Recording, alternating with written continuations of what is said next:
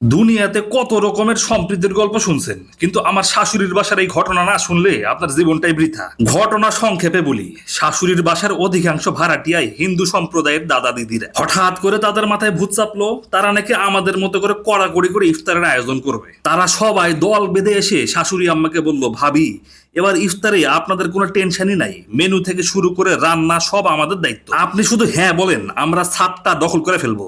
শাশুড়ি আম্মা তো শুনে অবাক। উনি ভাবলেন, আরে রান্না বান্না ছাড়া ইফতার, এ তো মেঘ না চাইতে বৃষ্টি। উনি এক কথাই রাজি হয়ে গেছেন, আর ব্যাস ওনারা হ্যাঁ বলা মাত্রই শুরু হয়ে গেল অপারেশন ছাদ দখল। এদিকে ছাদের অবস্থা দেখেন, মনে হচ্ছে কোনো বিয়াবাড়ি লাগছে।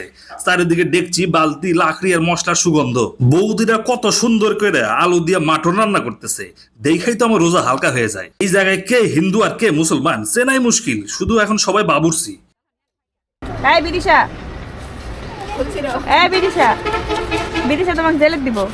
তুমি গাছ ছিললে কেন? গাছ ছিললে কেন বলো?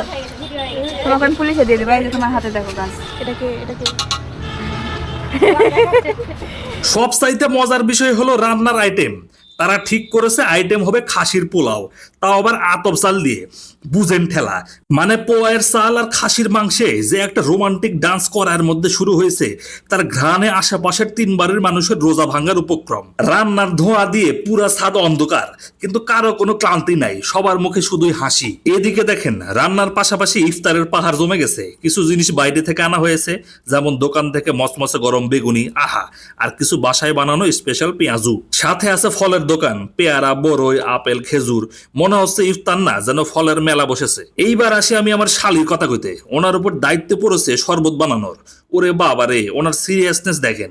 মগে মগে শরবত ঢালতেছে আর এমন ভাবে চোখ বড় বড় করে মাপতেছে, মনে হয় কোনো সায়েন্স ল্যাবে নতুন ওষুধ আবিষ্কার করতেছে। কারো মগে যেন এক ফোঁটা কম না হয় বা বেশি না হয়, একদম ইকুয়াল ডিস্ট্রিবিউশন। এই মেয়ের শরবত মাপা দেখে আমি নিজেই টেনশনে পড়ে গেছি। অবশেষে সূর্য মামা ডুবু ডুবু, সব রান্না শেষ। ছাদের উপরে মাদুর পেতে সবাই সারিবদ্ধ হয়ে বসলো। হিন্দু মুসলমান সবাই একসাথে পাশাপাশি। কে রোজা রেখেছে আর কে রাখে নাই এটা কোনো বোঝার উপায় নাই। সবার নজর এখন প্লেটের দিকে। আর ঠিক সেই মুহূর্তেই আল্লাহু আকবার আজান দিয়ে দিল। সাথে সাথে যেন পুরো ছাদে একটা আনন্দের ঢেউ খেলে গেল। সবাই একযোগে খেজুর মুখে দিল।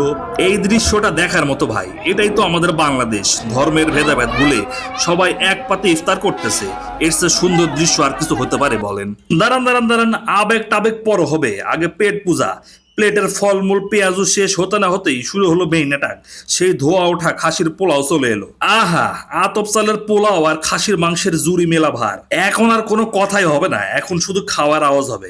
আপনারা তাহলে ভিডিওটা এনজয় করতে থাকেন আর দেখেন আমরা কিভাবে এই সাম্প্রদায়িক সম্প্রীতির পোলাও সাবার করি। আর চললাম, টাটা, খোদা হাফেজ।